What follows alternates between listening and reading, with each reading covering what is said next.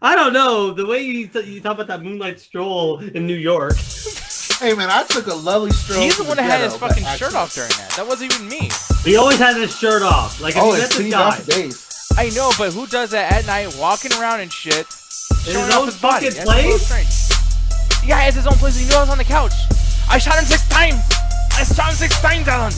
I shot his nipple 6 times. I just, again, I want to point out, if Michael Myers is after me, I'm not shooting him. Anyways, guys. If he wants me dead, I'm dead. I flicked If his he nipples doesn't, 5 times. if he wants me dead, I'm dead. If he doesn't want me dead, I'm not giving him a reason. You know what's funny though? Because that story has gotten a little ridiculous. But I will say, the original part of my story, you can go back and watch that episode right after the chat that we did when we came back from New York in November That was like 2017. 3 years ago. Good luck finding it. No, you just Nah, that's just longer than 3 years. That's almost 4 or 5 years ago, man. no, that's just 3 years ago. Wait. Nah, man. It's been longer than that because it was right Oh, God, after the it was- 14th It was anniversary. 3.5 years ago. 3.5 years. But the thing is, though, is that you can still go back because, like, I remember the day I met y'all, November 2nd. That's gonna be the day that I lived in infamy, and I remember you guys. And Yo, Infamy. Like, what the fuck happened fucking that smart joke, and I'm applauding you for it.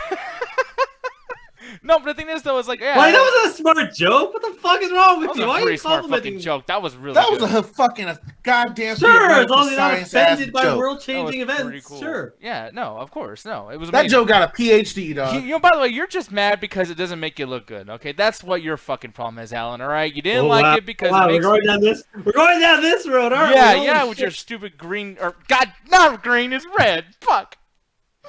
I was gonna make fun of your cup and I got the color wrong. I don't even know what to call you. You're now colorblind just to teach you how to see colors? Shit. I don't think Oh, you I can can teach someone to see colors. Man, I'm dumb. I choked on this fucking words or chat. No, Sound but like a the thing little is, fucking though, chihuahua and shit trying to bite the neighbor. I know. Dude, don't you hate when chihuahuas do that when you choke them to death? It fucking sucks, right? What? What? Half the time they choke on their own tongue and shit. You really ain't What gotta the do too fuck much. is this Yeah, conversation? no, whatever God just said. No, I'm totally on. Let's talk about that part. Yeah, no, when they choke on their own Nick, tongue. I know you're talking about masturbating. No, I don't call my did the chihuahua. You should. The little Taco Bell. It's small, feisty. Like, It's wrapped in a tortilla. The fact. now that's racist. Can you believe that a Chihuahua was a mascot for Taco Bell I was for like about over to say, a can you decade? believe Chihuahua is Nick's dick? Like over a decade, that they're like, oh yeah, this is incredibly offensive. Let's just get rid of it. What you call it? I'm looking at the chat though. They're fucking around with Mauricio or whatever. But like, no. If I made a mistake in my spelling, though, please let me know because I'm doing so much shit today. I No, probably done sorry, fucked it's up. not War Train. What does that mean? Well, no, Infinity War because I think I put Infinity War Train maybe. Okay, no, it's not that funny. Shut up. That's fucking amazing. Infinity War Train. I put Infinity Train. Okay, Call of let me- Duty Infinity Train. Let me see. I'm gonna look at the other one. I'm gonna look at the other thing I wrote here. Halo Infinity. Oh man, no Infinity Train. Woo! Oh, thank God, I didn't fuck up. You had no confidence in that at No all. confidence at all, man. But the thing is, I felt so fucking stupid, like, and so unnecessarily. By the way, fuck you guys for fucking with my head there. You believed it. That's the thing. You got stay confident, even if you're wrong. You got to be extra No, confident. no, you got to make sure to make yourself non-confident so they don't make fun of you extra when you finally are wrong. See, me, I just lean into stupidity. I fit very well in the fucking Oh, wrong boy, side. oh, fucking shit! You don't He leave the comes goddamn into the shit. call with his dick in his head. No, out, you and you he go looks out you of in the your eye way. and tells You you go to out be of- cool. No. This Yeah, motherfucker sure. doesn't lean to stupidity. He'll go out of his way to make his stupidity seem like the smartest thing in the world and make you look stupid for not thinking about his dumbass Is this bullshit. you essentially admitting that right now you think I'm still smart even though I look very stupid? No, you are just this master manipulative of fucking word salads to just somehow turn your stupidity into gold. See, here's the thing. I kind of agree with Alan a little bit, but here's the thing.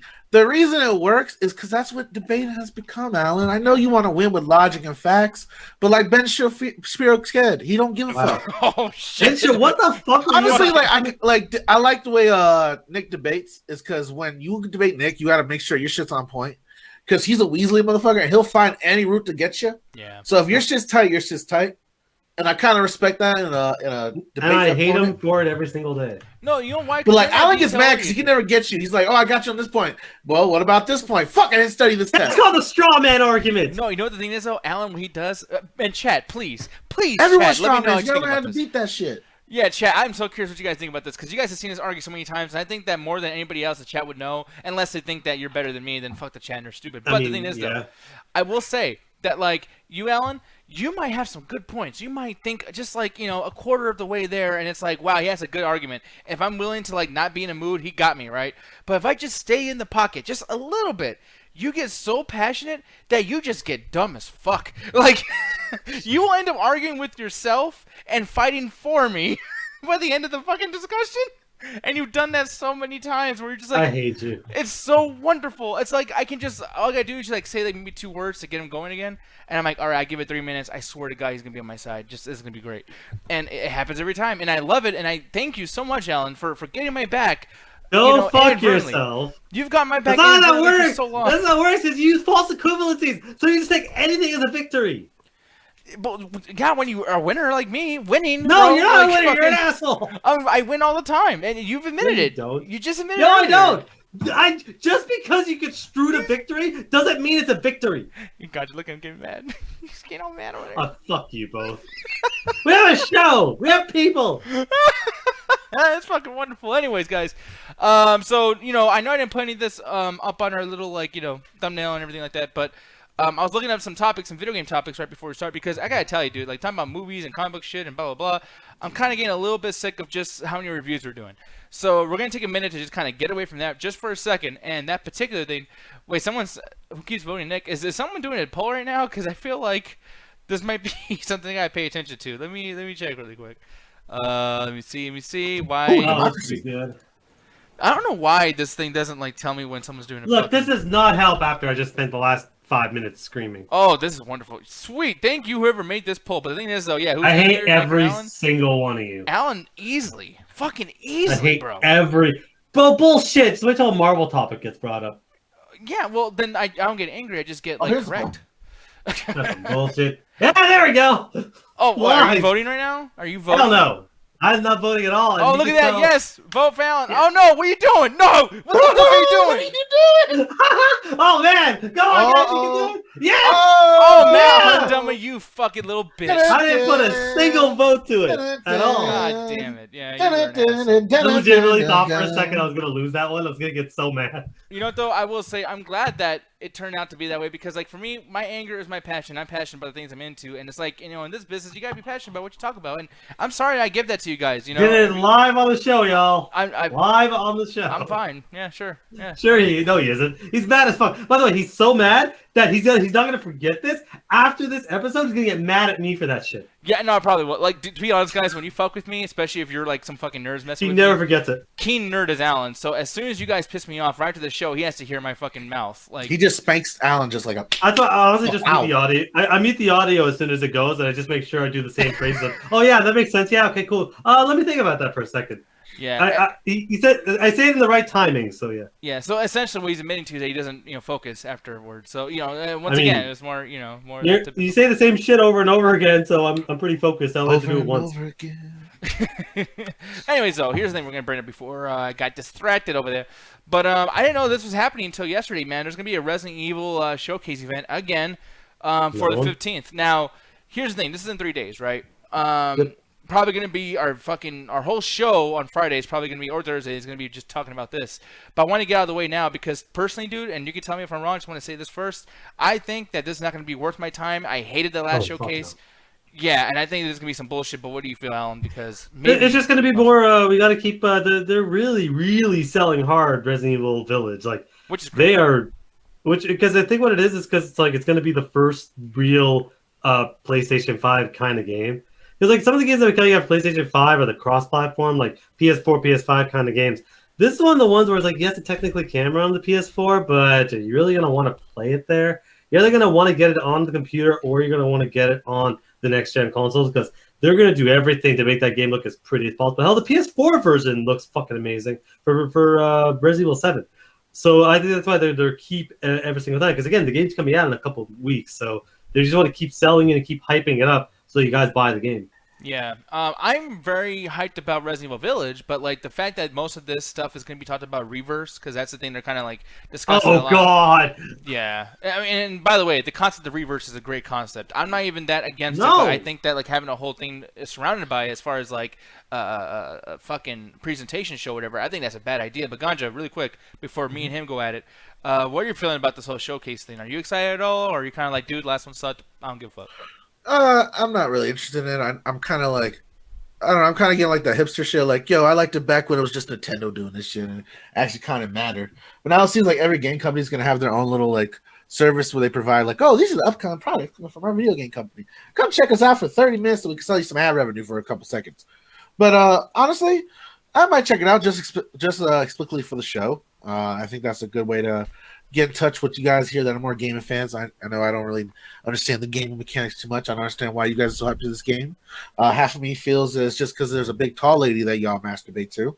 Other than that, I'm excited for the idea of the game mechanics. I like the idea of like it being truly a haunted house game, and with adopting a VR technology, I wonder how like scary it's going to be and how much it furthers that as well. Because I remember that was a big selling point for the original. So I'm kind of very neutral. I like to quote Futurama on this. I have no opinion one way or the other. I'm looking at this too, and I I have want no to strong feelings one way or another. one thing I really want to see happen with this too, and I know they're probably not going to showcase this, so it's just I'm just putting out ideas of what I wanted to see in case someone's like, well, "What do you want them to do, man?" What I want to do is show that Resident Evil Infinite Darkness, which is even highlighted right here in this article. But yeah, dude. On top of that too, I want to see something about like the anime series. I want to hear some news about that. I want to see like, are you guys going to do anything with the Resident Evil Operation Resistance? Like that was a big thing I really wanted to see more information about, because that was something they kind of put out the Resident Evil 3, and then they just kind of like said, okay, who gives a fuck? You guys enjoy it. It's like, dude, do something with it. That's actually a pretty cool concept. That could have been like the new, go-to thing for streamers. But nope, they didn't touch on it again, and it's fucking annoying because it's pretty cool. But here's the thing. This is where me and Alan are going to go at it. And me personally, Alan, for me, I think that a big part of you with that Reverse situation is that you just don't like the way it looks graphically. But concept-wise, I got to tell you, dude, I'm very shocked that you're not into it. The concept is fucking stupid too. I mean, graphically speaking, it looks like they had about $5 of a budget and about whatever was left of Flash animation before they killed it. But as far as the actual content itself, it's like Resident Evil multiplayer should be just the fucking mercenary mode. You get a handful of characters, and then you're shooting the zombies, you're getting the points, you progress in whatever the fuck. It's a horde mode like Call of Duty Zombies, Gears of War, whatever the fuck. The idea that you're running around in some discount fucking team deathmatch style bullshit, like it was in the fucking early 2000s, where every fucking video game had some shat-on fucking deathmatch mode, because apparently that's the only way they thought to keep video games alive, was to add in some garbage fucking multiplayer mode, is ridiculous. And Capcom always does this every fucking time. Every couple of years, they're like, Resident Evil's very successful. You know what we need? We need a fucking local multiplayer so that people can keep playing their fucking game. And they keep doing it, and it keeps fucking failing. Are we gonna forget Umbrella Corps? We're not gonna forget that, but we're gonna keep in mind though that back then they didn't probably have like the amount of stuff that they needed to make that game as good as it was could. Capcom, one of the biggest publishers. Well, still, I mean, the technology wasn't there yet, dude. Capcom was fucking. They had a bunch of money back when they did Resident Evil 3 Nemesis, the original on PS1, and I'm pretty sure they wanted to do a big ass like multiplayer, whatever the fuck game, but the technology did not exist, sir. No, it's not the technology. It's the fucking genre. The game they have does not work for what they want to do. Capcom has never had a single successful multiplayer like deathmatch in any of the games that they do, because the games that they built are not built for that. Like, it'd be really cool to try to do a fucking team deathmatch bullshit in Monster Hunter. You're hurting them. Fucking stupid. You're hurting their feelings. But no, because they give you great content. No, they give you great single player games. They do. They give incredible content, but the content is fucking co-op at best. That's why Monster Hunter works as a single player game and a co-op game. You play with your friends, or you can play by yourself. Either one works. Resident Evil the same way. You can fucking play the games there, then you have the fucking Resistance and whatever the fuck, the mercenary modes to play with your buddies. Same thing with that garbage that was Lost Planet. You can continue on. I'll be right back because Corey's calling me, and that means people that they're going to be starting very, very soon. So keep that in mind, but we will return in just a minute as Alan and Ganja argue. Damn, I just want to point out, like, he was not wrong when I got a chance to give my opinion. You guys were going to go at it.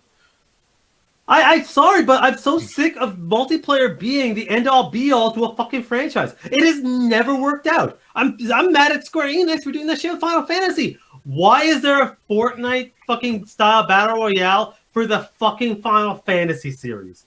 Like, just create your own battle royale in a fucking different franchise or its own original thing. Co-opting Final Fantasy to do battle royale is the stupidest fucking thing in the world. What's next? Nintendo's gonna do that for Legend of Zelda? I'm with you, late bloomer. I think we should have focused that vote a little bit later Fuck into you. the show. No, you got some bullshit. I feel like the vote was a little bit rigged one way or the other because we didn't get to see the true anger that was Alan. He lied during the campaign. I'm going to hold you to it. By the way, so I just want to say, but Blade Bloomer, thank you. He's like, y'all voted Nick the Angriest for real? I was like, yeah, for real, sorry, dude. but like, how many times does this need to happen? It's infuriating to see a company that knows how to make good games. You should specify the poll, like, look, who's the angriest when it comes to video games? Oh my god. Like, it infuriates me because a company that is as successful as Capcom, that knows where their money is. They know exactly how to make video games that make a lot of fucking money. They know exactly where to put the resources to give it to the right people. They've had hit after hit for the last 3 years. Resident Evil 7, Monster Hunter, Devil May Cry. Like, the Resident Evil remakes, hit after... Yeah, exactly. The hit after hit after hit. And these were massively successful franchises that got massively successful entries. And like, you know what? Let's just ruin all that fucking good luck streak and try to do a multiplayer thing again and fail again. Resident Evil Burst is going to fail. Why are you upset? They're trying. Because they're doing it in the worst ways consistently. So here's what I'm going to say this, guys, in the chat, and I hope I don't piss you guys off because I know, he has some great points. Yep, there you go, Late Bloomer. Fucking find the money, you and me. But the thing is, though, is that on top of him great points, let's just put this out here that he is a gamer of this world that's actually okay with the industry, which means that this dude is probably someone who gets abused by Ubisoft all the fucking time, where what they do is they make a game that's good, and they're like, oh, that was interesting. Let's just make the same one for a decade. You know what? Let's do it even longer than a decade. Let's just do it forever. That's a different. That's a completely different company. Who touched you? That's a completely different company. Capcom knows exactly how to make a game successful. They know exactly how to make a game franchise last. They know how to make good entries in there. You know what they don't know how to do? Deathmatch multiplayer. Do you know what they keep trying to do? Deathmatch multiplayer. But see, that's the key word. Trying. They're trying. But they fail every time. If I come to your house to fix your fucking electrical and I cause a fire every single time, are you going to keep calling me even though I tell you I'm going to keep trying? Yeah, if you get close to it. Oh, bullshit! Bull fucking shit! That's on a fourth floor! You're gonna have a gun to me going, if you come to this goddamn house, I'm gonna kill you. No, but here's the thing, though. I'll tell you this: you get Assassin's Creed, they do everything really well. They do this thing where like they do the same thing over and over that I don't need, that Eric can get from somewhere else. And it's like, would you keep buying from them? You would probably say yes because you do. But for me, it's like, you might be great at mowing my lawn, but like I don't need my grass lawn or mowed right now. I don't, we're good. My garden's fine. I got many other options. Well, let me take a shit in your fucking lawn, then.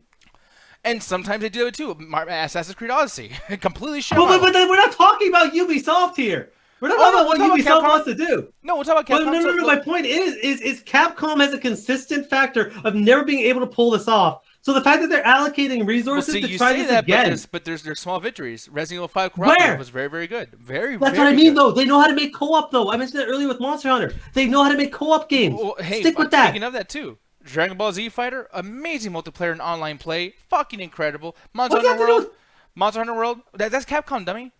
No, it's not. Dragon Ball Fighter Z is not Capcom. It's Konami. Okay, it's like not Konami, Tecmo, whatever. No, it's a different company completely. Okay, hold on. I got another one. Monster Hunter World. Goddamn, I'm really fucking. Monster Hunter World is a co-op game. No, it's multiplayer, dude. Oh shit! No, you're right, co-op. Yeah. Yes, it's a co-op game. I brought those games up specifically because when it comes to 2 to 4 player co-op, they know how to fucking work. I just want to look this up to make sure that you're fucking wrong. Dragon Ball Fighter Z. It's nothing to do with Capcom. You're thinking of Marvel vs. Capcom, the fighting game. Yeah. Oh, see that. Well, that's again. Oh, the fighting game with 2 people. Here's the thing. You got Operation Raccoon City. That was great. Let's move on. Operation Raccoon City is a piece of shit. What's wrong with you? No. Oh my god. Please, there's something in here. Please, I don't want to lose this fight. Please. There's literally nothing. Does Dead Rising have multiplayer? Co-op. Yes. It was fun as fuck, though. I'm gonna be honest. This is not a good look for me. I hope this is forgotten. This whole show is forgotten. I fucking. By the way, there's a fucking list of games on here that is some garbage. Oh, by the way, to prove my point, Bionic Commando, fucking 2008, the fucking remake had a deathmatch multiplayer and it was garbage. Okay, you know what? All right, guys, he won. You know what? He won. I'm not so even sick to agree or of them disagree. doing this. It's not even that. He straight up won. So there you go. Hey, by the way, and Alan, I know you're gonna get mad, but just asking the chat really quick. Can you guys remember a time where Alan admitted he was completely wrong? Exactly. I do that all the time. But I did it here, and you guys can I see. literally do it all the time. And you Like guys see that I'm willing to admit when I am not perfect. I literally do it all the time. I You don't call it Alex out. Diaz. I do not remember. You don't remember it. You choose not to remember it. Well, you know what? I mean, until you can prove it. Oh, fuck you. Fuck you, you fucking high horse motherfucker. And I ride on the steel horse.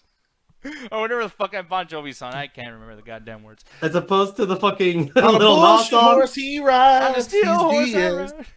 ride. We're arguing dead or alive. Anyways, okay, so look, you're right about that, Alan. So I'm gonna be a little bit easier on you on this next topic.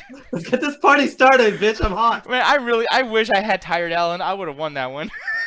Oh, fuck no, fucking dude. sucks. Trust me, nothing pisses me off more than a company consistently trying and failing. Like, like you keep going. That's why you want that shit about Ubisoft. Ubisoft does not know how to make a Watch Dogs game. Every true. fucking time, they get like 50% of the way and then fail. But it's a new concept. I'm just saying. Not flawless victory. I almost had his ass. He had to come out with facts and shit, this asshole. I had to come out with facts and you used Google and failed you. Well, you know, I don't know. Man, thank you. Yeah, what doesn't piss... You know, Alan's always mad. Man, stop trying to find these fucking concession victories. I'm trying my best. Blue Marble says, it came from Mass Effect. Oh, well, you know, Alan comes on Mass Effect too sometimes. Actually, speaking of that... Franchise. Speaking of that, no, actually, before we get into the next thing, because I know we're doing very topical stuff, but let's go back and forth with the reviews and everything. I want to get your opinion on Mass Effect 3. You've been playing the fuck out of it and everything. But personally, I think that most people actually do not like that game, and same thing with Andromeda. Those are two games that I feel like are a big stinker on that series, which is weird because people are so excited about those games to play them again when the Legendary Edition comes out in May. So, what are your thoughts on this, man, after playing this again? And were you getting a little bit tired of just playing all three games, like the last month or whatever? Surprisingly enough, no, because for me, for people that have ever had a conversation with me, Mass Effect 1 is one of my favorite games of all time. Like, if I were to make a best games ever for me personally, the short list includes Ocarina of Time and Mass Effect. When I first played Mass Effect back when it came out, I didn't understand it because I had never played a game that was choice-driven dialogue. I had no idea what the fuck dialogue choices were. I had no idea that the choices could actually impact who lives, who dies. So the first time I played it, I was like, I don't understand any of this shit. So when I played it and beat it the first time and people were dying left and right, I was like, what the fuck did I do wrong? Like I didn't get it because I never had branching narrative story before. So I ended up playing it again and again and again to just get all the different options to the extent where I played that game 17 times. That's I know a lot almost of fucking times. It's up there with the amount of times I've seen The Dark Knight. Like, this is one of my favorite games of all time. So when I played the sequel, even though I played the sequel about six times, I never gave it that much of a chance because to me it was so different to Mass Effect 1. They changed a lot of stuff, and when I did the review for Mass Effect 2, I pointed out that they changed a lot of the lore stuff.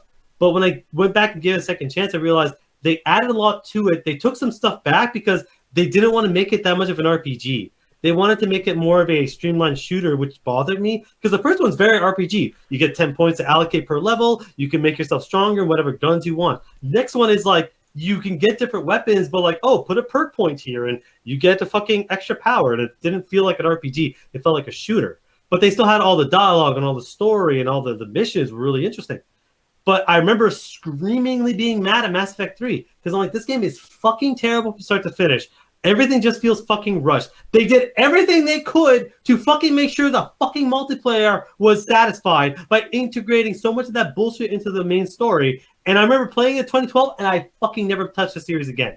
That was almost 10 fucking years ago. The only reason I decided to pick it right back up is because the Legendary is coming out, and I know they're going to change the series up. And I just want to remind myself and figure out, like, well, what are they going to do when that Legendary comes out in like a month? And replaying Mass Effect 2, it's fantastic. It's as good as everyone says it is. There's nothing more I can say that other people haven't. Mass Effect 3, on the other hand, a lot of the problems I have are still there.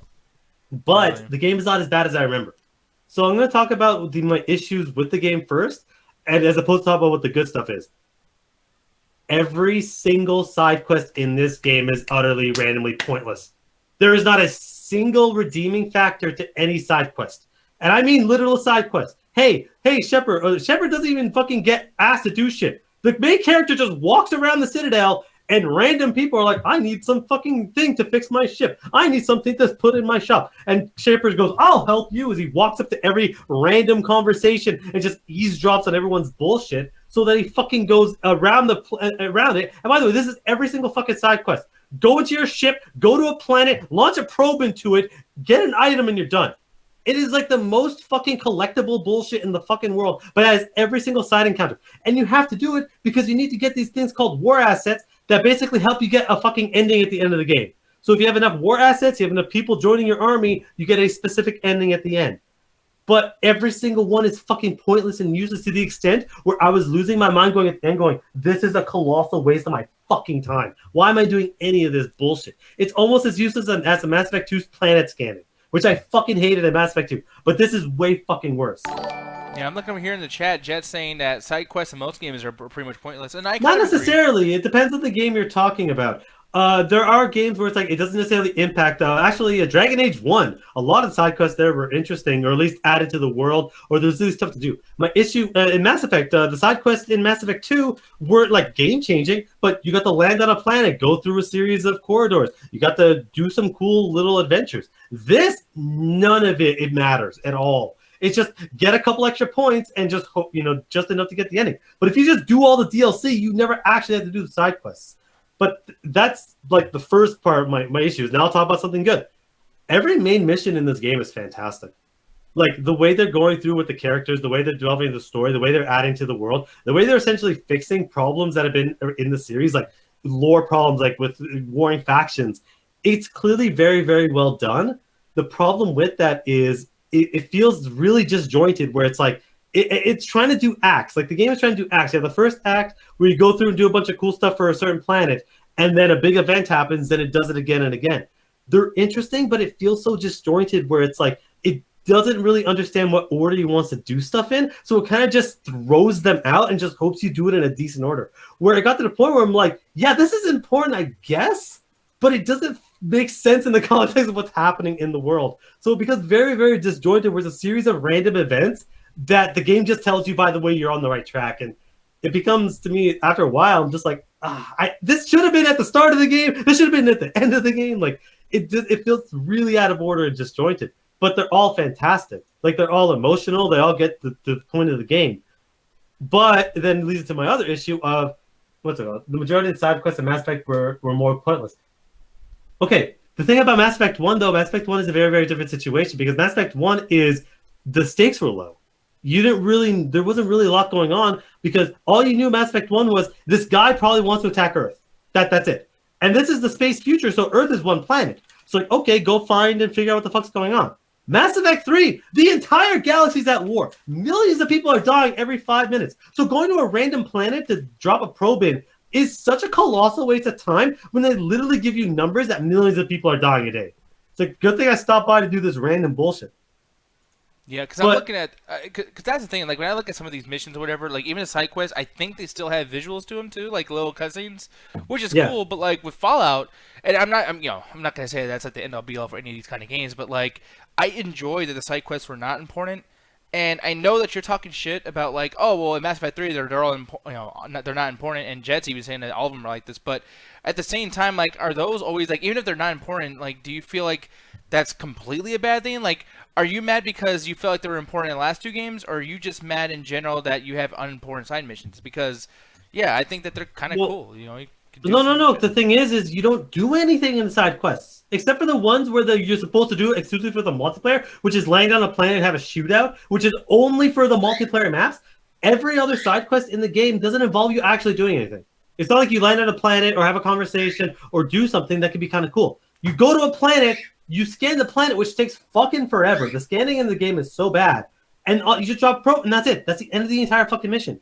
So it becomes so fucking tedious that it's like, oh hey, I just solved a fucking war that's been 300 years in the making. Time to go randomly scan a bunch of planets and grab a bunch of bullshit. It gets to the point where I'm like, why am I fucking doing this? Like in Mass Effect 2 and 3, like if you ignored all the side quests, it didn't matter because the side quests themselves were irrelevant, but at least there was still something fun to do with them. There was a cool encounter, there's some cool dialogue you could read. There was something interesting going on. With Mass Effect 3, there's almost nothing interesting going on in anything that's not a main quest. Because it feels like they split the resources between trying to make a pretty good multiplayer and try to end off their franchise. Whereas like the story parts seem to work, but anything that's not a story falls apart. Because the game is a linear game. Mass Effect 3 is not an open world game. It is a linear game set in an open world setting. Yeah, like for me, like I mean, because it sounds like you're really fucking like almost hating this again, which is strange. Because like you said that you started liking this more, and you said that you didn't feel as upset about it, but like, goddamn, dude, like it's a step down. Like the thing is, it's like when it shines amazingly. Like the ending's not as bad as I remember. A lot of the moments are really emotional. When it shines, it's fantastic. But like I can almost count the number of times where I'm like, wow, that was genuinely amazing. It's not that many. Mass Effect 2, it stays consistent from the fucking opening where your ship's blowing up and people are dying and you're trying to get your fucking friends and coworkers and everyone out of the ship as it's being fucking destroyed around you. It's fucking incredible and emotional. The opening to Mass Effect 3 is so fucking lackluster and lame that it just like, it feels like they're like, oh man, they did not know how to start off the climax. It's like you know how the climax, you know how Infinity War starts off with, and it's like Thanos just destroyed a ship, he kills a character, he does all this cool shit, all this badass shit that lets you know like that's the guy, like he's getting himself over essentially. Yeah, and Matt, I don't even know how to describe fucking Mass Effect 3's opening. It's just like, oh man, hey, where were you doing this whole time? I don't know, it's kind of sitting. Oh hey, some shit's happening. Oh, something exploded. Oh no, what do you're you in want to do? prison. You have to actually play Mass Effect 2 DLC. If you don't play that DLC or read a Wikipedia, you don't know what the fuck you're doing in the first half. Okay, that's bad. Oh, that's actually hilariously bad. That DLC is fantastic. Oh my god. By the way, I really fucking hate the pro-human. I'll talk about this one day, but I really hate the pro-human fetishization of the Mass Effect series, where because you're human, the only thing that matters to you is humanity, where everything else is almost a side fucking quest, because in Mass Effect 2, in order to save like the entire galaxy, you have to destroy a star system that has like 300,000 people on it. They're all aliens, but who gives a fuck? Is it not humans? So humanity is not like humanity for aliens; it's just humans. Yeah, not yeah. like it's like, oh hey, yeah. No. The people that you kill are kind of looked at as like the lesser human, not humans, aliens by the other aliens too. Okay, because so it's like, oh, we don't really want them either. But the series actually talks about how genocide is very casual to a lot of these species. Yeah, because that's what's crazy to me too. Like the fact that Alan said humanity, but he's like, yeah, but like they really overdo like the human stuff. I'm like, wait, so it's almost like, you know, like we're doing bad shit to all these other types. I mean, you know, I don't know what to call them. You kind of basically ignored the like, oh, I would have done it too if it was humans. It's like, I really don't think you would have. I think you would have found some way to save them. I think it would have been more interesting if because the main character, you can basically choose whether or not you want to be pro-human or kind of pro-alien. Like they give you a lot of choices to basically shape your character. But there's just a lot of stuff that the game essentially forces to happen that kind of bugs me. But that's another discussion for another time. As far as the combat is okay. The combat's good, but it doesn't feel as good as it did in Mass Effect 2. There's a lot of stuff that it feels like a step down because of the fact that they wanted to do the multiplayer. They tried to do the multiplayer. One of the things that bothered me was the loadout system. Because they're like in the last game, like you had all 5 weapons, you could do whatever the fuck you want as a soldier man, and I continue being the soldier man because that's the class I prefer to play. They add the loadouts in here because they wanted to balance the multiplayer, because you can't have characters having every weapon being overpowered. You need to balance it out somehow. But putting that in a single player campaign, it got to the point where it was incredibly frustrating because I like to carry a bunch of weapons on me because you run out of ammo so fast in this game. So it makes sense to carry a bunch of weapons. But the fact that they limit the ammo and limit the amount of weapons you can carry without a huge detriment to your powers, that even by the end of the game, I was still basically in a situation where my power cooldown was like a minute. Where I'm like, I was just not using my powers because I couldn't use them and then survive the battle. Really quick too. So are the clips or magazines or whatever for the weapons, are they upgradable? Yes. See, now I understand that then, because like it is an RPG technically at the end of the day, so it's kind of like, like I get it. But the problem is they aren't substantial enough to matter, because you can buy them, basically go to the store, you're like, oh, I want to buy an extra clip, or you find in the environment, but it really only increases it by like maybe 10-15%, and then you get other powers near the end of the game when you start leveling yourself up. So the last bit of the game, it's better, but you're still consistently running out of ammo, where that wasn't really a problem in the second game. You didn't really ever run out of ammo that much. You could stick with 1 or 2 weapons. With this one, it's like they force you to cycle through the weapons and just hope the enemy drops enough ammo for you to continue through the fight. Yeah, me and Mike saying in one Mass Effect game, Shepard's a woman, and the other Shepard is a guy. I know they need to make up their mind of what gender they want to make Shepard. Well, I don't know. I mean, if you're able to give, because I mean, you get to control that in each game, right? You get to do what you want to do. Right? Well, no. I mean, yes and no. You play the first game. You can carry your save throughout all 3 games. Oh, okay. Yeah, so you create your character. That's gonna make in shit the first... confusing. Not necessarily. You play in the first game. For me, I picked FemShep because honestly, the male Shepard's voice acting is fucking terrible. Holy fucking shit! It is notoriously bad. Like people like, oh, I'm a guy. I must play as a guy. The voice acting for the male Shepard is so fucking bad, but the female Shepard is fantastic. Jennifer Hale is one of the best voice actors in the industry. The only person that has more credits to her is Nolan North. Like that and I keep forgetting the other guy. Like they're the top 3 fucking voice actors in the entire fucking industry. But I really enjoyed that you could carry your character off. Like you carried your character in the first game, and sure you could change up the features in the next game, but I just kept the same character, and I really liked what you could do with that. But essentially, moving on from just all this, because like I feel like somewhat I don't know where your rating's going to land, and I'm like, you know what, like let's wrap it up, I guess, and see like, okay, so at the end of the day, dude, you know, you played Mass Effect 1, played it, you know, again, you played Mass Effect 2, and I'm like, okay, for me personally, just to let you know how I'm coming from this, I almost think that those 2 games being so good and you just experienced them again, it totally affected the number of this game, of what you're going to give it. Not necessarily, because this game, if you were to ask me in 2012 what I thought about this game, this would have been a 1 out of 5. This would have been, I fucking hate this game and I hate everything about this game. But now that I've had a chance to essentially, like, you know, take the stick out of my ass and actually, like, give this game a chance, this game is a 3 out of 5, 100%. Oh, shit, but, okay. But where Mass Effect 1, for me personally, is a 4.5 out of 5, and Mass Effect 2 is a 4 out of 5, there's not necessarily anything worse, just I didn't like it as much as the first one. This is such a drop that it basically, you know how everyone's like, oh yeah, the third one, the trilogy always sucks? This is definitely continuing that trend where it's like, you could have done something good. You had ideas. You clearly had enough of the blueprints to make it work. But there's so much strain behind the scenes that back in 2012, I'm like, this game needed another year. You needed to hide this game. You could not have released it in this state. And by the way, I would have given it a 2.5 out of 5. The DLC in this game is fucking amazing. What, Paragon the Leviathan? What? Paragon Lost? Oh, well, someone in the chat said Paragon Lost. I'm like, is that the DLC for this? I don't know. No, that's Mass Effect 1. I barely remember those DLCs. I didn't really play them that much. But what was it? The DLC Leviathan and the Citadel DLC are fantastic. They are honestly some of the best things in the entire game, because you get the Leviathan just gives you a lot of lore and background to the world that actually adds to making the ending make a lot more sense. And Citadel is just dumb fun. It's just a dumb fun, like, fucking filler adventure. So the DLC for the game is fantastic. That's what gives it the extra point to 3. But you could tell it's like they had the ideas, but EA is like, no, you have to make this multiplayer. You have to split your resources. You have to do this. Yeah, it fucking sucks. But I will say, biggest question I have for you, and I know, and you can go ahead and be spoilery if you want to, but man, I remember it was almost like a meme. Like one of the first memes I ever saw, people reacting to the ending of Mass Effect 3, just getting mad, like breaking shit, or like, man, I'm never gonna fucking get BioWare games ever again. Like, where the fuck?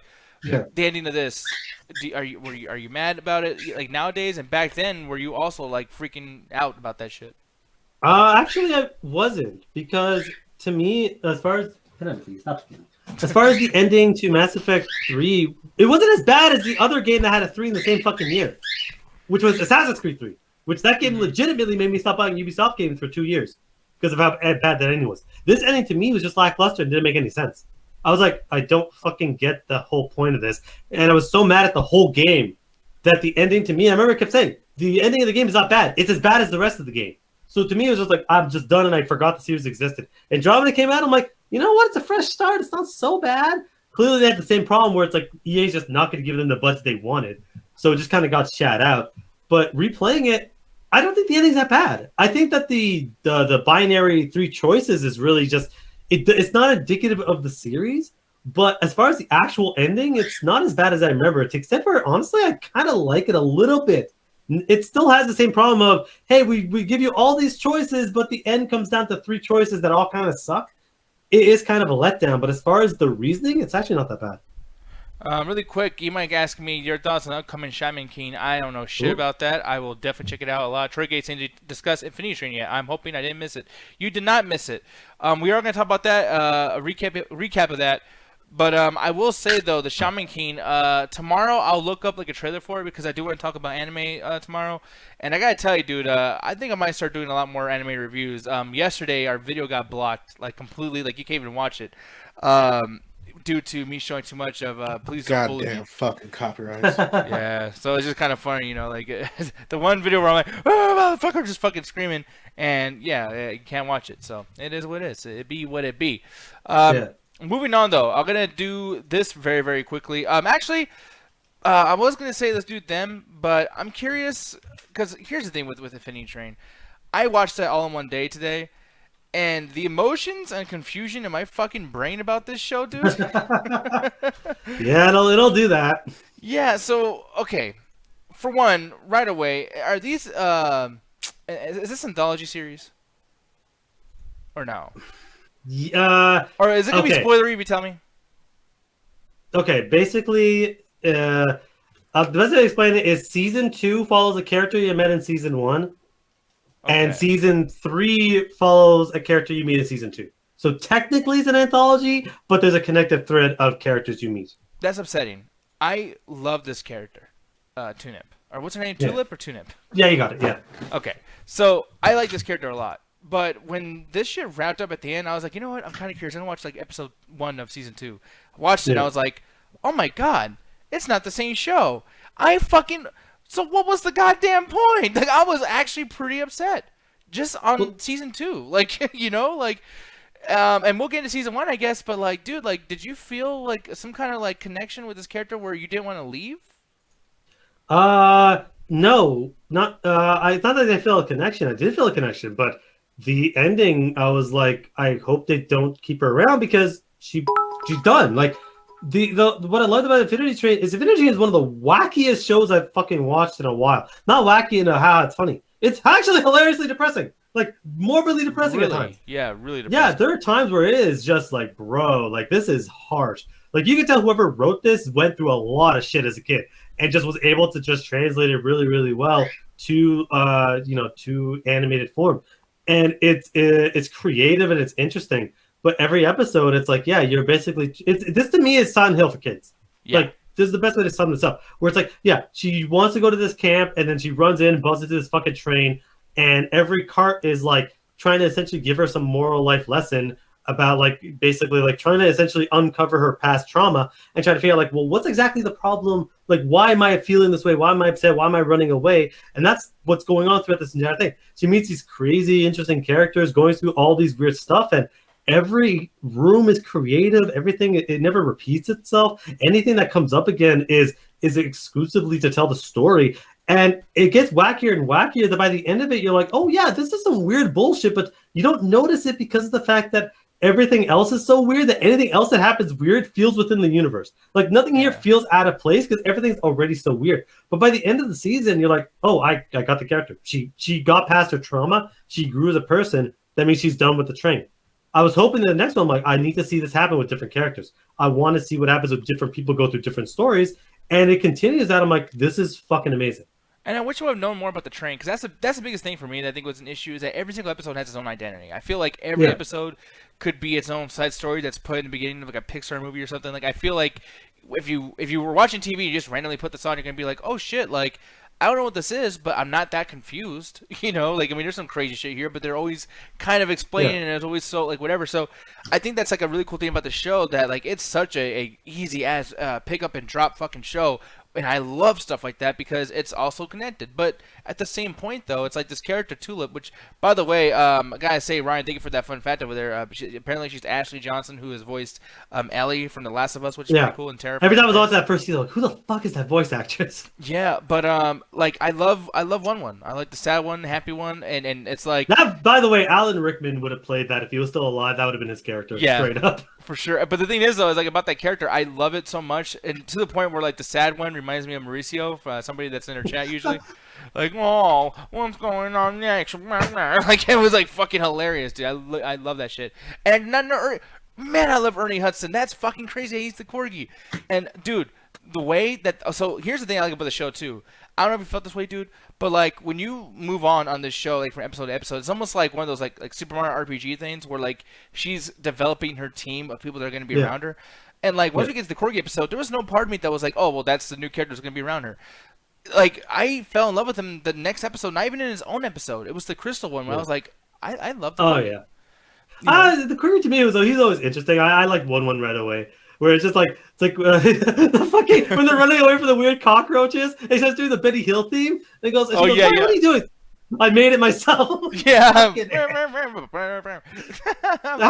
the Benny Hill theme into a fucking serious show and still manage to make it work? Yeah, and it didn't take away from the scene. Like, you know, if you watch like a Marvel movie or whatever, not to talk shit, but it's like jokes will interrupt like tenseness or tonalities or whatever.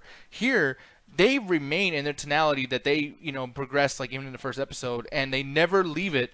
But they're all like, I feel good. I feel warm with these characters. I feel like I think warm is like the best word for this because everything about this is depressing, especially when she goes into her memories and stuff in certain episodes. Oh yeah, that's fucking miserable as hell because she's going through her own trauma that she said she's trying to run away from, and that's one of the things where it's like, as far as like why the train exists and what it does, like as you get on to season 2 and season 3, they start to give you a lot of details and just the rules, how it works. Especially again by the ending, you get enough like. To me, it's like the fact that there are multiple seasons to this show to me blows me away because it's like you technically get everything you need to know by the end of it. It's like you don't have to know, you get enough of the machinations of how it works by the end of it that you're like, I kind of understand everything I need to know. You can just start telling whatever stories you want. Every season could be a new person dealing with their own different kind of trauma as they go through their own creative stuff. So it's like you don't need to have this definitive end that explains everything. You just work through what you got. Yeah, and really quick, I want to read Troy Gates' name. He says, irony is that by logic of this show, he may have actually created that tune, and someone brought it to the real world after their experience on the train. That's what's crazy about this, too, is like it's opening universes. But I thought that was actually really cool. I also think, too, that like they bring in, like, I sent Alan a video of Korn doing Word Up, but like they fucking reference Cameo in this, like, and that didn't seem forced, like, oh, I'm going to bring up a song like Rick Astley or whatever the fuck. It's like, no, you guys picked the perfect song because Cameo's popular, but, Word Up is not their popular song. It's other songs that they've done, Strange, shit like that. So the fact that, you guys got to bring them up, but not kind of like in a lazy way was interesting.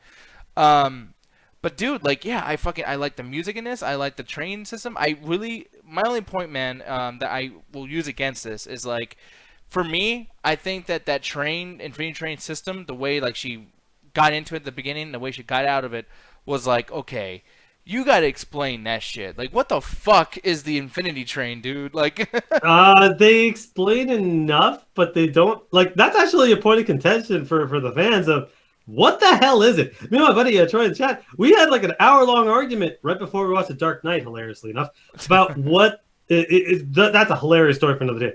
But we were talking about it. We all have our own different things. My theory for that, and I stand by it. I think that the Infinity Train is a point between heaven, what's it called, life and the afterlife.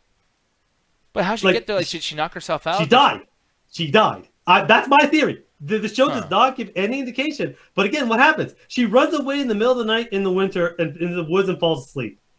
You're dead, like you die, like that's how that fucking works. And then she goes how late she's been out there too, because then it was like 300 miles to get to Wisconsin or whatever. Sure. So like if she's traveling, like you're so dying, like that's a long distance with that cold and blah blah blah. Like yeah.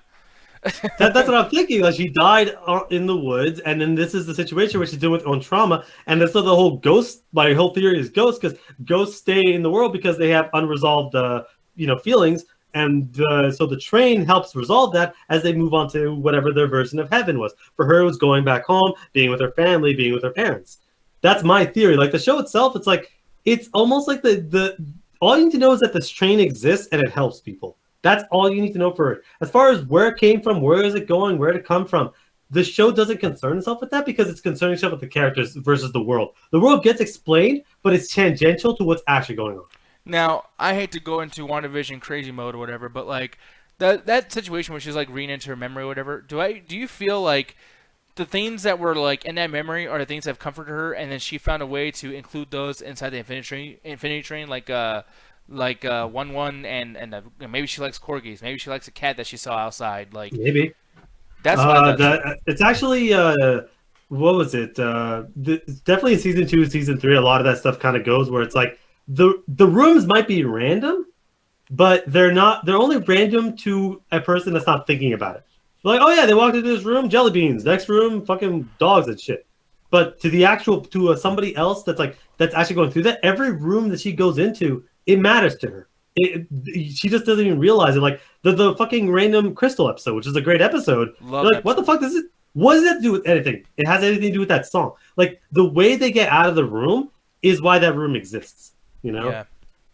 Yeah, it's so fucking. It's really immaculate how the writing is. I really appreciate what they did here. But I will say that, like, yeah, I kind of wish there was more episodes. Like, I hate to be that guy, you know, because like, okay, can you just be happy with what you got? It's like for me, there was a warmth I felt with watching this where it's like, I'm gonna be honest, guys. Like, I wasn't crying, but there was a part of me that was like, if I didn't have you guys in my life, I hate to get all like, you know. Sentimental, whatever. But like, if I didn't have Jet, if I didn't have Alan, Ganja, Roxy, etc., this would be that one show that one night where I really want to fucking kill myself. This would be the one that's like, yeah, chill out for a little bit. You know what I mean? Like, watch this, whatever. Because it was that mournful. You know what I mean? Like, it was really like, I think this might like. Is there like any word on this that like it helps sad people or like how people dealing with like losing their parents or anything? Like, you know what I mean? Is there anything like that with this or no? I'm not sure, but I know it's one of those things where it's a very cult show where it's like the people that love it to death. It's just it hasn't gone as much, maybe because it was on Cartoon Network. HBO Max helped give it another life, but it's one of those shows where it's like this is an incredibly deep kids show that unfortunately because Cartoon Network is the way it is, and they're like, no, we only want stupid gags and shit like that. People aren't really like this isn't as well known as you think it is. Yeah, it's just so surprising because like I just heard about this last month where everyone was talking about it, and you're one of the first people that told me about it. But I thought like, oh, it's because it's like very short. It's a snack bite type of episode pacing, whatever. It's pretty cool. Yeah. But man, like, no, they got something special here, dude. I really love what they did here, and it kind of reminded me of a little bit of the Midnight Gospel, which Midnight Gospel is a disgusting, fucking ridiculous animated show. But every single episode has, you know, it's taken from podcasts. That's where the audio is from, like legitimate podcast episodes. And these podcasts were essentially things. Where like people are talking about like existential crisis topics, and it gets to a really depressing episode where like the mom that this character has who's dying, she's actually on the episode, and the whole episode's about her like just kind of coming to grips with it and bringing this person, you know, the son to like accept like, I'm gonna leave, like it's over. And I feel like that was so intense that's not fun to watch, while this made it fun to watch.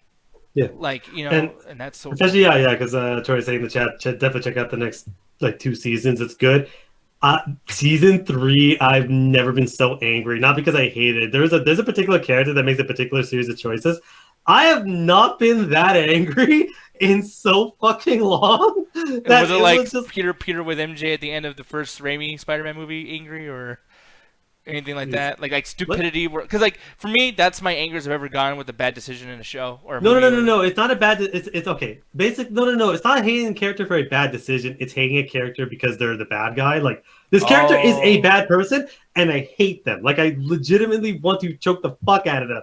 Like I've never been so fucking mad. Like I'm legitimately fucking yelling during this. We're watching this like 2 a.m. and I am yelling at how mad I am. And then Buddy Mine's like, bro, by the end of the season, you're gonna like the character. I'm like, fuck you. God, you go fuck yourself.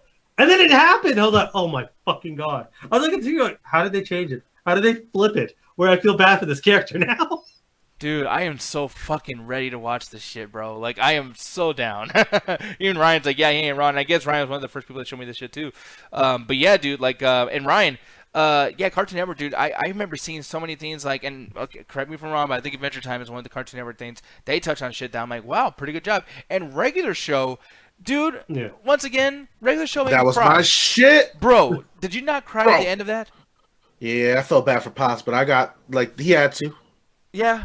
But God, man, like, what an amazing job these motherfuckers. By the way, that was the first time I seen The Power of Love be used as the ending, and I didn't felt like it was cheesy because it fit the character 100%. Yep.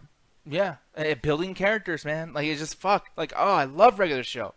So yeah, man. But she's like, yeah, me too, it's my shit.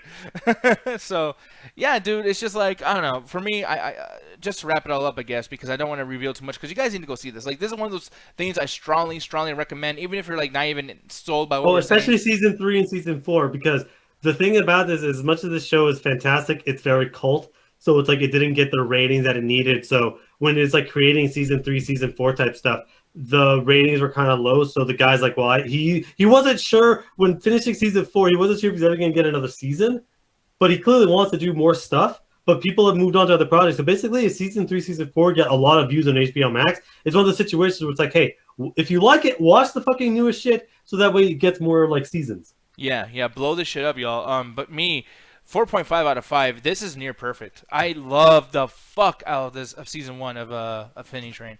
So yeah, Alan, thank you for even like bringing it up. Tommy Williams, who's gonna be on the show tomorrow, to talk about this first season.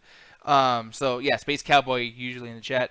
But dude, like, thank you for bringing it up to me about reviewing it, and Ryan, thank you, like everyone. Like, this is some good shit, some good stuff to make you feel good, while at the same time not holding your hand through emotions. It's like, no, hey, life fucking sucks. So, like, deal with it, and that's pretty cool. You know what I mean? And I think that there's a lot of kids that they don't know how to socialize anymore because of these fucking phones.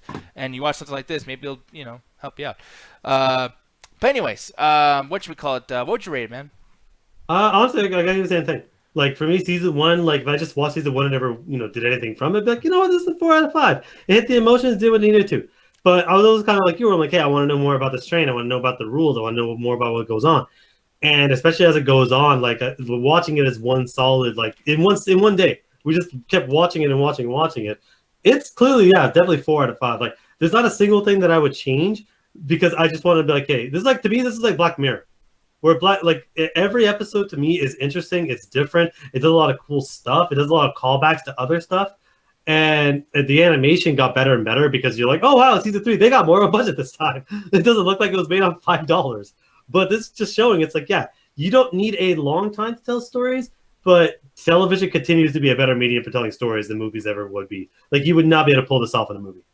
Yeah, no, you really wouldn't. It wouldn't be enough time. It's not enough stuff allotted for something like this. Even though technically there is, each episode's 11 minutes, and it's like each season's like an hour or whatever the fuck. But the fact that it's like it's told in a television format allows it to spend more time than you would in a movie, because the movie would have to keep its plot going. This takes breaks and rests as it would be for a TV show, so you get a chance to spend time with the characters, get used to this world. Like, there's not a single wasted second here. I will say, like, doing like 11-minute episodes. Yeah, this actually, if you mathematize it all up, like, yeah, it's about 140 minutes or something like that, or like maybe. It's almost a 2-hour movie. But the thing is what allows it to kind of work better is each 11 minutes is an 11-minute arc. But if you were trying to make a movie, you'd have to continue the plot line, and things might get lost in the shuffle, because you're just like, well, we can't sit here and take a break midway through the climax to do whatever the fucks, but you can do that in a TV show where it's like, oh yeah, we're technically in the climax, but we can basically spend 3 minutes doing this other random stuff to make more sense. Yeah, no, absolutely. But yeah, man, once again, just happy as fuck that I watched that, and I'm definitely watching season 2 tomorrow, and I will be reviewing it, and hopefully Tommy's on the show to actually talk about that with us as well. And it should be some fun stuff all the way up until when the new season comes out, I think at the end of this week. So, gonna be it. By the way, HBO Max, this is a good couple weeks. You got, season 4 of this coming out, and then you also got Mortal Kombat next week, and can't fucking wait for this shit. I cannot. Mortal Kombat's either going to be amazing or terrible. This is going to be, at this point, I'm saying it's going to be good. It's only a 50-50. There's no in between when it comes to Mortal Kombat. I went back and forth so fucking much. There's no in between. Mortal Kombat content's either amazing or terrible. Yeah, man. So we'll see. HBO Max, we're doing fucking good. We're doing my boys good, goddammit. But moving on, speaking of streaming services and everything, I watched this little deal right here. Good old them. So yeah. The sequel to Us. Essentially, yeah. Because my thoughts regarding this is, especially when I saw pictures and trailers of essentially what you guys' podcast King Corey Coleman would say, I think that this is basically a Black Suburbicon. Do you remember that movie, Suburbicon? Nope. Yeah, so and I always get this confused with the Small People movie, the fucking Downsizing? Yeah, Downsizing. I always get confused with Downsizing because Matt Damon was in 2 big movies like a year apart from each other. It was fucking weird. That guy's had a crazy career. But Suburbicon apparently is a movie. Not apparently, I watched the fucking thing, but it's a movie that came out in 2017. Obviously, Matt Damon, Julianne Moore, and was directed by George Clooney, which I was surprised with too. And then they had the Coen brothers write that shit.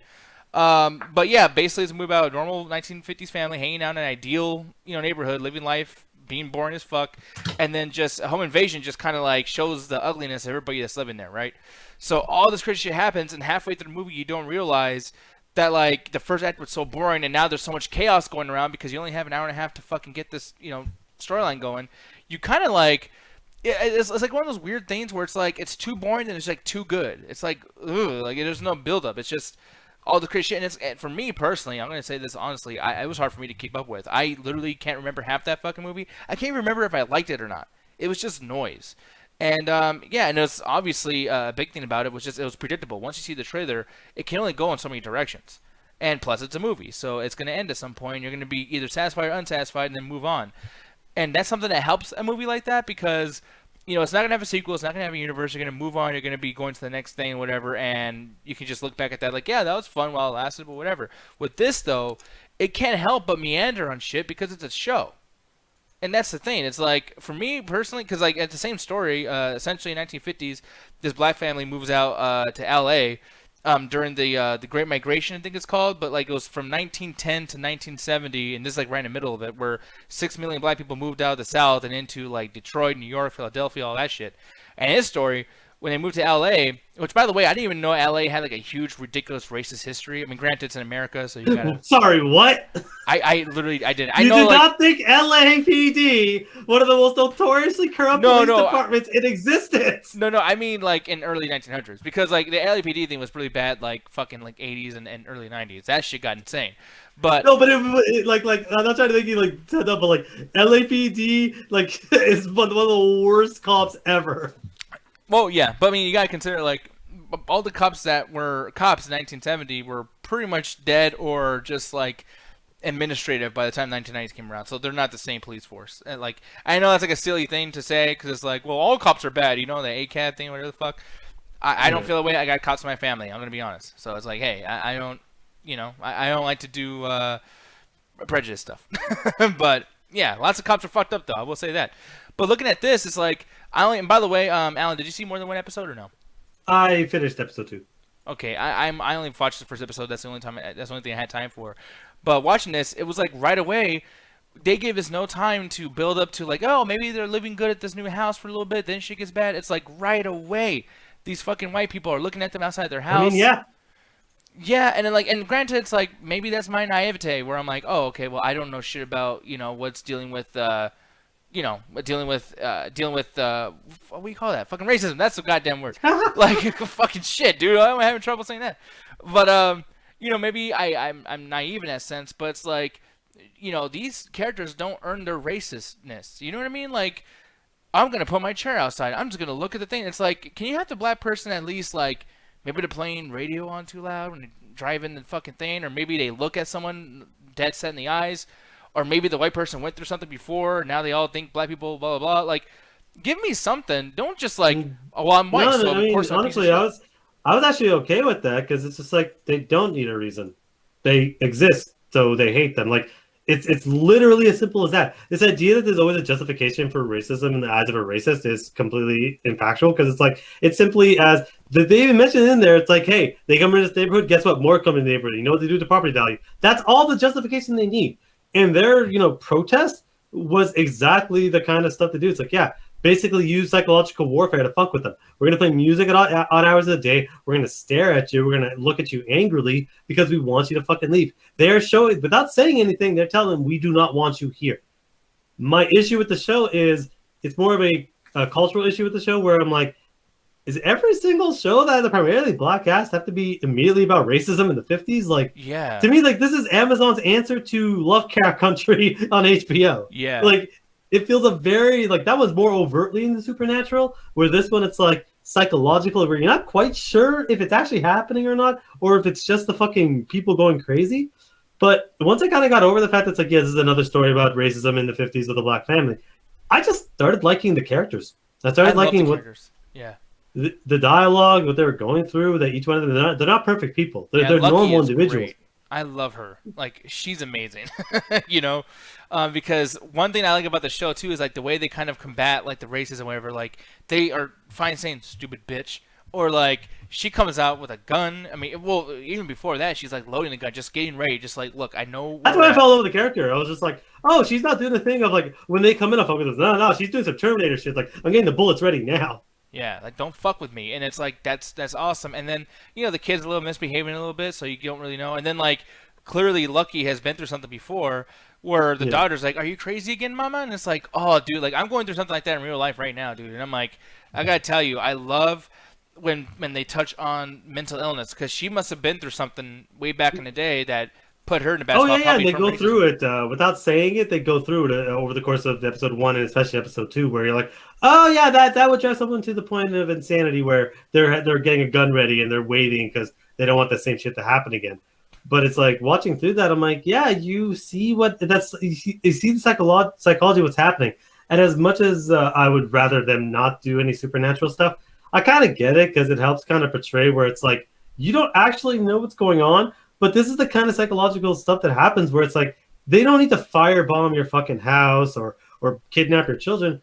They just have to fucking park a chair outside your fucking outside your fucking house and play loud music just to tell you, hey, we don't want you here. Yeah. And then have their secret cabal meetings where it's like, we do not want you here just for existing. And by the this family is as upper class as you could fucking get. From like the good job to the good car to the clean house, like these guys are couldn't be more white, like for lack of a better word.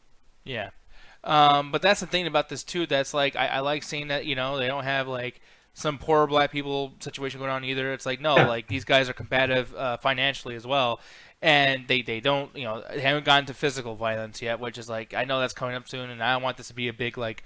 Whip porn or slave porn or whatever. Like I hate when these movies do this shit, and it's a show. So whatever that is going to be times 10. So I'm like, oh great, like what the fuck's gonna happen next? So I'm not looking forward to that. But I will say that I love these characters, and yeah, but to Alan's point, please, like, can we stop with like black people? They're the 50s and racism is not the only fucking identity that black people can have. Like you can do other shit. Please, like, come on, man. Yeah, it's a little bit where it's like, look, this is good, but man, like, and Lovecraft Country to me, it's like, Lovecraft Country has one good episode and several okay episodes. Like, after that first episode of Lovecraft Country, I was just like, look, man, it's just not as interesting anymore, and I don't really know why. But as far as with this one kind of keeps it going, where it's like, I don't know why the supernatural shit's happening, but I'm just kind of curious of like, I would rather just all be the both crazy because it kind of makes sense. And I think that'd be way more interesting where it's like each of them have their own mental trauma. And because of the fucking what's happening with their neighbors, it's exasperating that because that makes a lot more sense than, oh yeah, there's ghosts and shit. It's like, no, they're crazy individuals because they all went through their own personal trauma. And guess what? The psychological torture of the neighbors is exasperating. I'm like, yeah, that's extremely realistic. Yeah, plus too, yeah, like thinking about like just nervous breakdowns and just how the brain works is like, yeah, that'd be way more interesting. I mean, look, are we at a point now where we can't say like, I mean, I don't know if this would offend black people that watch this, but it's like, what if these white people weren't racist and weren't actually looking at them, and maybe their paranoia made this happen? That'd be something different. But then again, that would be actually interesting too, because it's like their psychosis is so bad that because again they dealt with racist white people in the past. They fucking came from the South. So it's like they're just assuming that everyone is that way. And it's like, yeah, like the thing is when it came to that time period, not everyone was overt racist, but if you were sympathetic towards people of color, you were looked down upon. So you either overtly racist or you ignored them. Those are the only two options you had. Where it's like, even like, especially in the second episode, where one person's trying to be nice to one of the characters, it's like, you're really nice for a colored person. And you're like, oh, fuck. That's the best way you could be nice. You have to acknowledge the fact that they're different. Yeah. But yeah, I'm looking at this though too. One other thing to kind of bring up here is just like I also don't like when actors really take glee and being racist on camera. Look, I know that we're living in a different age now, and people try to think that like evil people in America are racist white women. Well, like the biggest thing too, it's like the actors, because like for me, it's like. I understand that we live in a different type of world now where, even some people thought that racism is dead because that's how fucking dumb they are. But, like, I know that it's probably not that hard to say the N-word when you're in character. Like, so for me, when I'm watching some of these actors or actresses and they're just like, oh, they're doing their jobs too well. That's the thing. They're doing the jobs too well. I'm like, Look, man, I'm not gonna sit here because you play a racist in a whatever. You're a racist. If you're in blackface, okay, that's fucking different. Like, you should fucking know better. But like, I'm not gonna sit there and be like, oh yeah, everyone that was in Black Klansman that was a racist is actually a racist in real life. It's like, no, they're doing their jobs, but it's like they're playing their jobs very, very well, and it's always that thing of you're too good at this. Yeah, like I just feel like like with the way they do that, it just like the camera's like really slow, rising up like the white girl's face, like oh they're here, like this really like like sometimes man, people's faces will chew up scenery, and it's just like, I hate them. It's like, oh, why don't you get off my fucking screen? Like I cannot stand that shit. So hopefully I don't do that too much more, and hopefully I get to see a white girl get her ass fucking whipped in this show. But more so than that, I just hope that it's good. I mean, so far, and by the way, just rating wise, 3.5 out of 5 for me. I think it's pretty fucking good. I know people didn't like it much, and that's fine. You're free to feel that way. But my thing, just like Blaze and Michael said earlier, it's like, yeah, it's hard to watch this kind of stuff, and it also feels like what Alan said. This is the same old shit sometimes, and those are the only things that's keeping this from being way better. But they make it scary, they make it creepy, they make it's fast paced, whatever. So I'm down for it. But you, sir, what would your rating be before you get the fuck out of here? I think 3.5 out of 5 is a pretty good rating. Where it's like I like it. I'm bothered that every single piece of black media has to be in regards to it. Like I get it, where it's like, look, people believe racism is dead or wasn't as bad back then, or your neighbors weren't your enemies. Like people believe that, so you need to consistently have it. It's just, to me, it's like I always want some variety. Like I look at some of the other shows where it's like, yeah, I watch a lot of like CW shows and I watch a lot of superhero stuff, and I'm like, they're primarily a white cast with the occasional black friend that is a tech guy, and it's like, why can't it be the other way around? Where it's like, why does it always have to be primarily white, and then the black people are only around to help out? It's like, why can't we have different people of color leading these shows without it being a gigantic fucking crisis of issues in the industry? Where it's like it feels like they're only delegated to these kinds of shows. Like me and Blazer are arguing in the chat right now because I think that Lovecraft Country and them are not the same show, but they're clearly taking the same influences of primarily the black family in a time period where people were overtly, and it was acceptable to be overtly racist to people of color, and there's a horror theme to it. Like they're taking a lot from the same fucking sources, and it's like, cloth, yeah. Like for me, like I disagree with you somewhat, but like I will say I see where you see, because back in the day, if this wasn't such a thing that happened all the fucking time, like those things would be very similar. But the thing is maybe and maybe me and Alan both don't like watch all the shit that comes out, but like there's about 5 movies about this out like currently, like in the last fucking One Night in Miami came out, like Antebellum. Antebellum. Watchmen is primarily around race issues too, so it's like this is like a constant thing where it's like it what's it called? That's a lot of black horse stuff. Jen was saying something in the chat, but like I want someone in the chat to be like, okay, in the last 5 years, what's a mostly people of color or black or even a black associated TV show or movie that wasn't directly around the horrors of racism? Like I really can't think of one off the top of my head. I feel like there's a couple. Maybe Shaft, that movie, but I don't know. I've never watched it, so I don't fucking know if that was anything good. But it's like a lot of it is the same stuff, and it's like I just want to see more variety. Like have both. Like it doesn't have to be one or the other. I hate this whole one or the other situation. Yeah. We have so much media, so much streaming services, so much ability to any budget, from good, like great budget to smaller budget, do whatever the fucking stories we want. But we're only like binary. It's like, no, do a mix of both. More so too is like on top of that, it's just those things are fucking, like popular. Like it's one thing to like have a bunch of that particular type of movie, or whatever. But like, man, like each one like does so good, like at like the movie theater, box office, or even like at the Oscars. And I'm just like, dude, like honestly, and man, this can make people mad. But like for me, 12 Years a Slave, it's like, why the fuck did that win? Like really, guys. Like and another thing, I'm not very religious, whatever, but like, City of the Passion of the Christ. Like, what fucking story did that? Like, you whipped that fucking dude for fucking almost like a half an hour straight. Probably remember Jesus.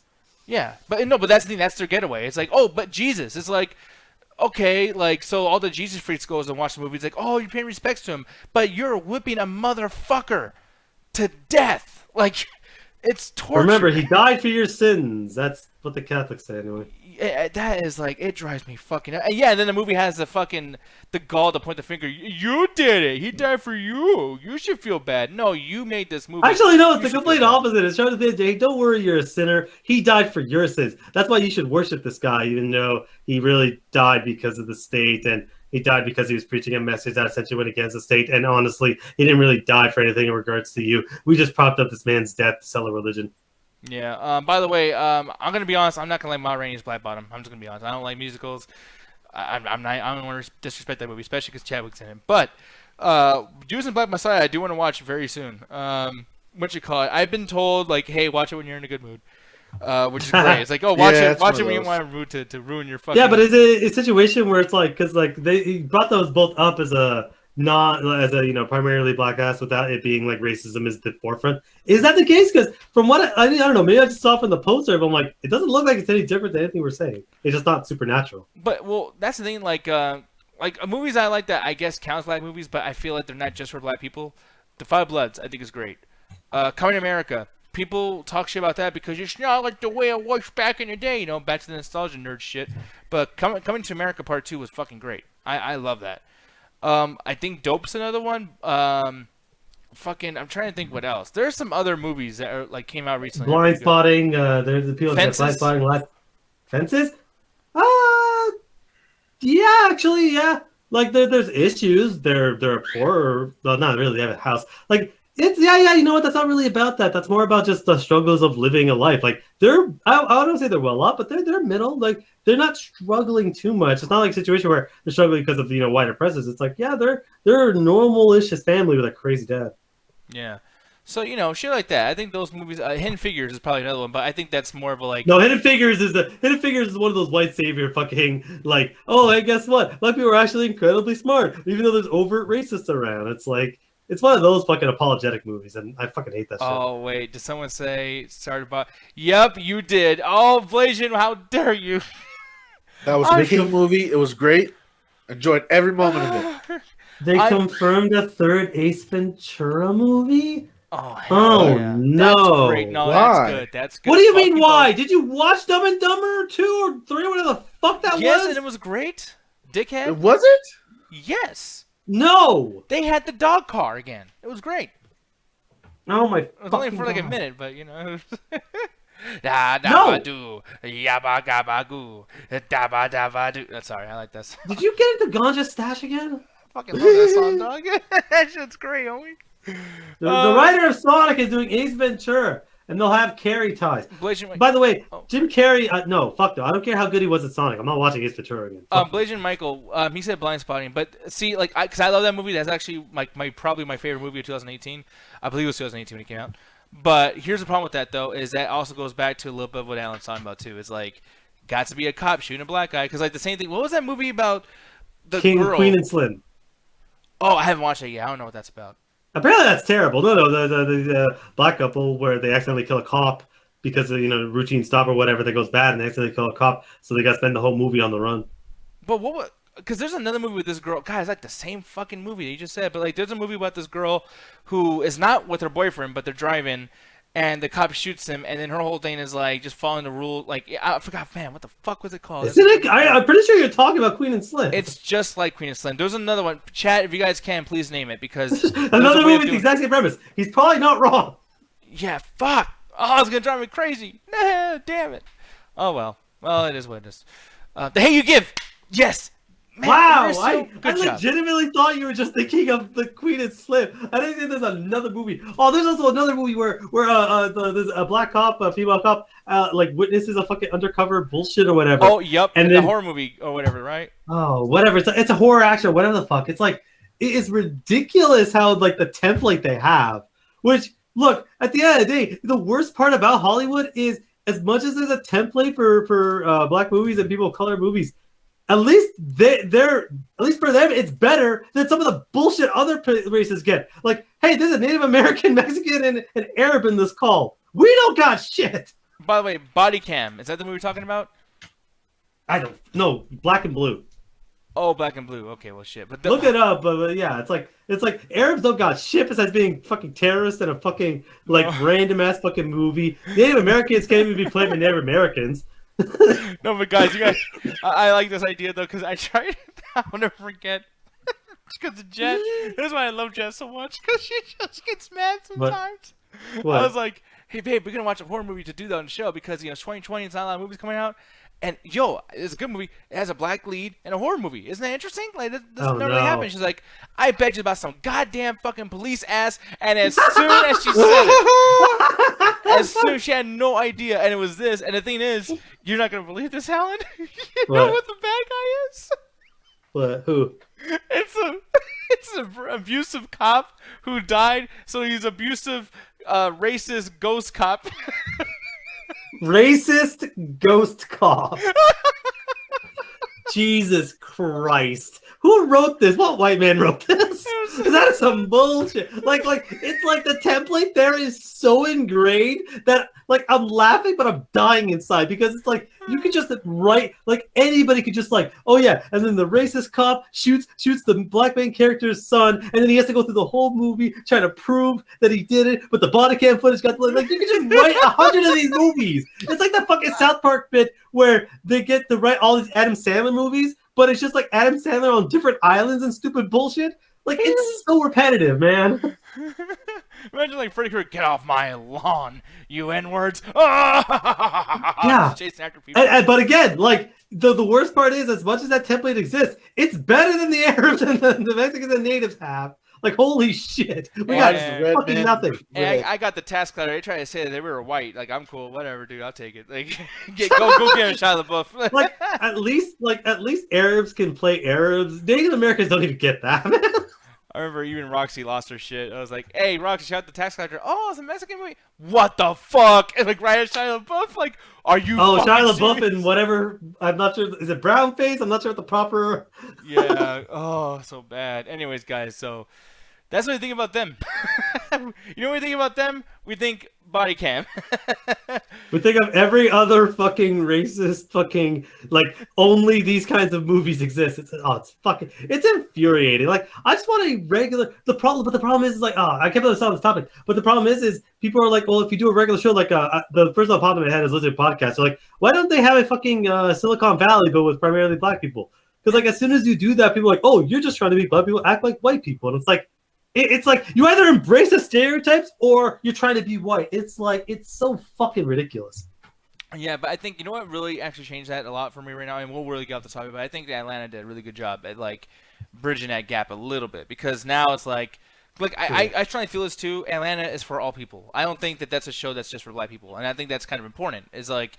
You know, even if I watch something that doesn't make black people look bad or they're not being whipped or whatever the case may be, sometimes I still feel it might be for black people. Like Get Out, for instance, which is still, once again, racist white people shit. But, you know, it is a different type of movie. However, for me, it's like you will only understand this movie and it'll only make sense for you if you're black or somebody who's dating someone that's white. Because, like, for me personally, I would have got out. I never been black dating a white girl and I really want this white girl, like...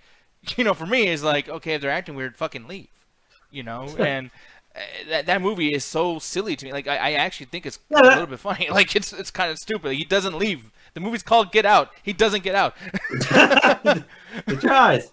Yeah, it's like Jason Takes Manhattan, but he doesn't take Manhattan. He takes his time You getting need to to go Manhattan. there. Takes his time. My fucking god, I hate that movie so much. Yeah, no, thank you, Blaze. No, he really should have, like, as soon as that fucking... Dude, she tried to get him in trouble with that cop in the beginning. And it's like, how are you still like, oh, all right, then I guess I'll just go continue my day with you. People do dumb shit. I'm friends with Ganja. That's true. But anyways, guys, well, we're getting the fuck out of here, though. Alan, why don't you tell people where to find you over there on that?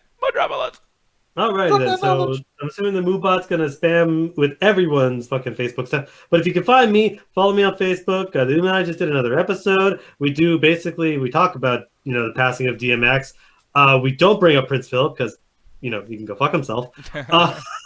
We do, and we talk about a handful of other stuff, but I felt like it'd be disingenuous if I just basically said, yeah, we're talking about DMX and other stuff. I'm like, no, I don't want it to, like, we spend a good portion talking about him, and I don't want the additional part of the description to just, like, shit on the memory at all. So I'm like, look, there is other stuff in the episode, so just keep on watching out. It's not an hour and a half just talk about one passing. Like, we give the time that's necessary.